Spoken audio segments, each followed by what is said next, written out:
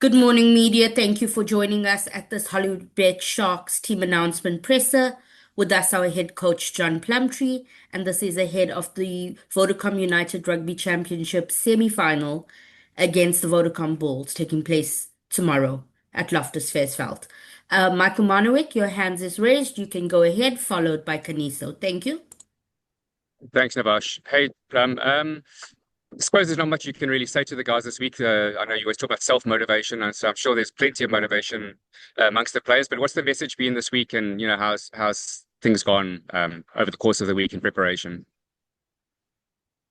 Look, I mean, yeah, big games like this, it's often your easiest week as a coach. The players are all excited, obviously, about the opportunity. Obviously we had to lighten the load a lot around our preparation based on what happened last weekend. But no, they're feeling good. They look good at training. So yeah, like I say, it's been a long year, and these are the moments that you get to. I guess it's the cream on top, isn't it? Being involved in a game like this, and then obviously if you can go through to the next week. Thank you very much. Kaniso, go ahead. Thank you very much, Navasha. Good morning, John, and good morning to everyone else. John, just take us through Ian's injury. What happened and how long will he be out for? Because he is a big loss for a playoff game or any game for that matter. Yeah, he took a knock at training, and we decided that it's best not to risk him this week. So we made a pretty early call that we didn't want he's feeling a lot better, by the way. He's been communicating with me and the team, and I'm not over concerned about it, but I'm pretty sure that we go through, he'll be available next week. And what's the nature of his injury, and then how much of a loss will he be, especially when it comes to the maul stop against the Bulls? Yeah, no, he got a head knock at training. But yeah, like I say, he's feeling a lot better already. How much of a loss? Evan's probably the best lock in the world.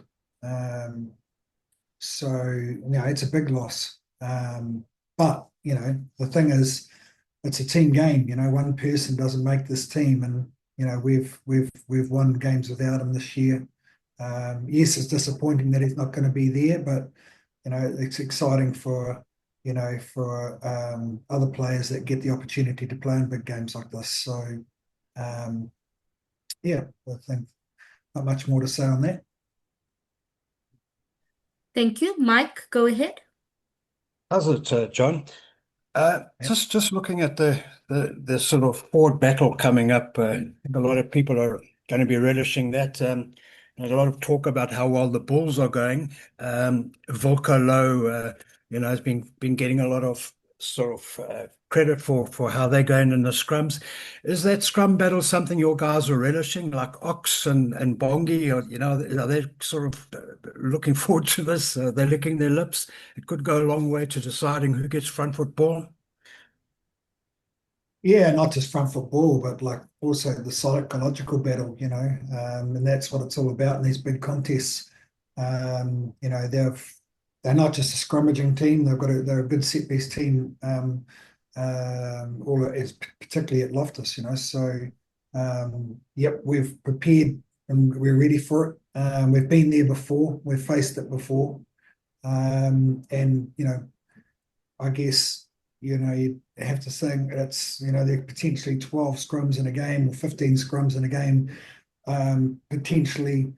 And, every battle is different, so there'll be some that we might come up on top, and there's some that they might, so, but I guess it's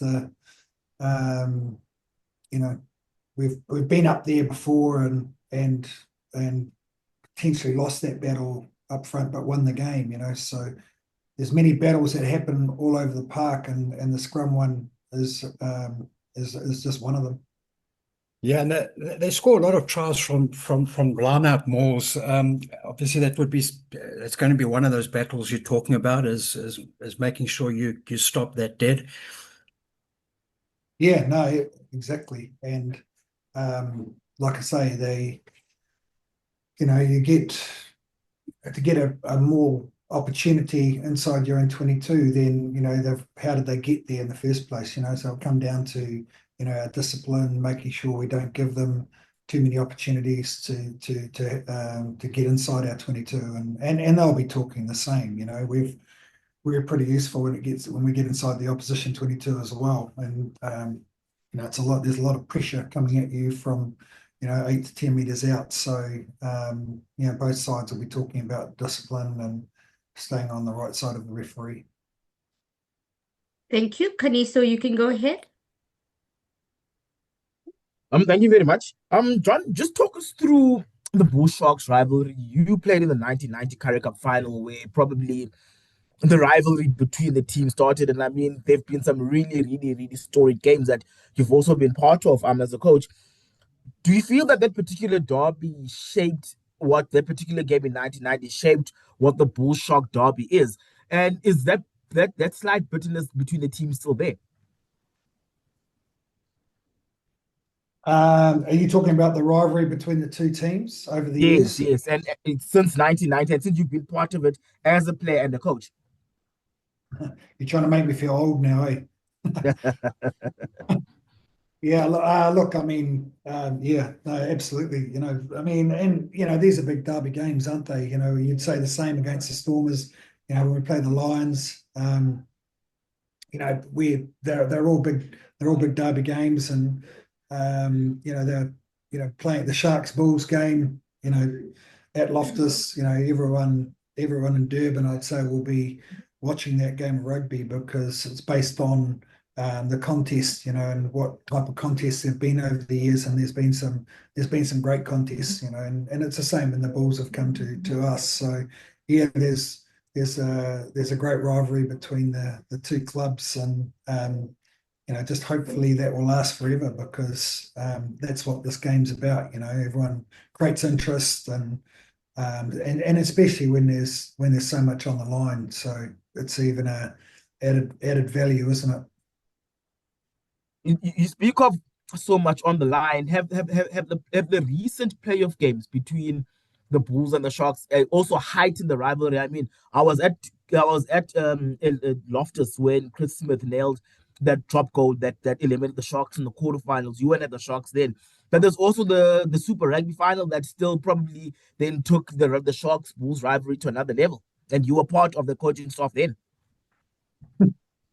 Yeah, look, and I guess that's just sort of, like I said, adding to the flavour. There's been just many contests over the year when it's come down to big moments, and these big games do. And I think I didn't see that game back in 22, but I just did see a few highlights the other night, and yeah, scores locked up.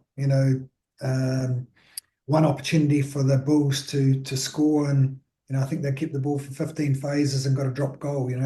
Great rugby. Not so great for the Sharks on that day, but again, it's it could come down to a big moment like that at the end of the game, where whichever team is good enough to hold its nerve, and absorb or absorb pressure to hold on. There's two sides of it. So yeah, we'll just see what happens. Thank Thank you. you. Next question, please. Vim, go ahead. Thanks, Navash. Hi, John. I hope you're well.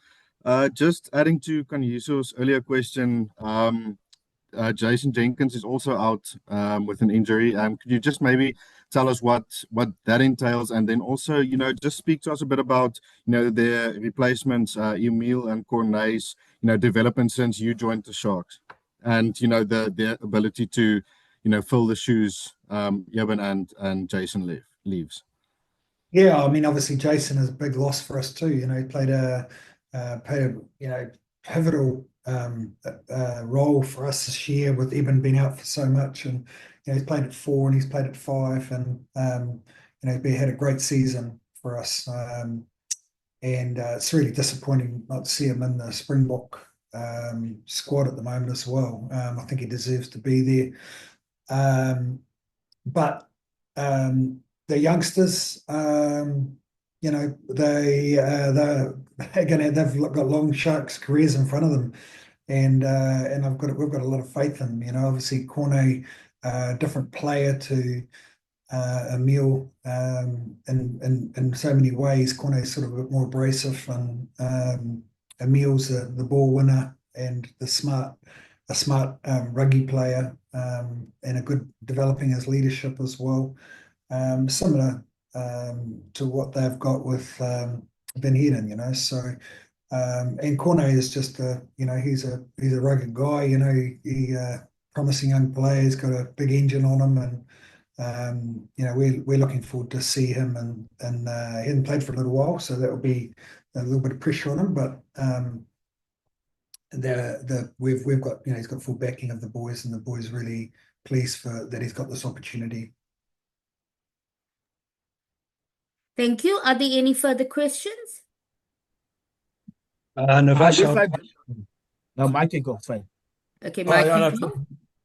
more of a light-hearted question, Plum, but given how close this game potentially is, are your nerves ready for potential extra time and and a penalty shootout?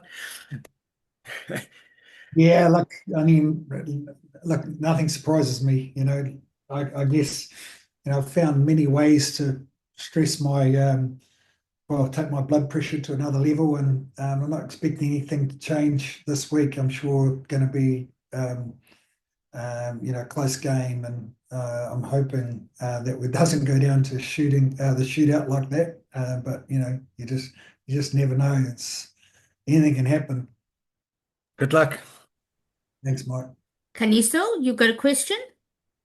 Yes, I do. Go for John, it. John, just take us through your working relationship with Jake. We saw how lighthearted it was when he spoke about having a braai with Sean ahead of last week's quarterfinal. But just talk us through your working relationship and your off the field relationship with Jake White. Oh, yeah, it goes back years. When I first started coaching the Sharks, he was a Springbok coach, and always had good dealings with Jake. Mutual respect, I think's there. I've seen him around the world when he's gone on his travels, and he's seen me when I've gone on mine, and we're sort of, I guess, we're back coaching against each other in a country that it's my adopted country and his country. So I guess for both of us, we've sort of been around the world a bit, as rugby coaches can do. But no, I enjoy Jake. Knowledgeable character, and he's turned the franchise around up there since he's been back there. So I got a lot of respect for him. So we'll look forward to seeing him again in the weekend. Thank you. If there's no further questions, Plum, all the best to you and the team. Thank you, media, for your time. Thank you. Thank you. Good luck, Plum. Thank you. Bye. Thank you.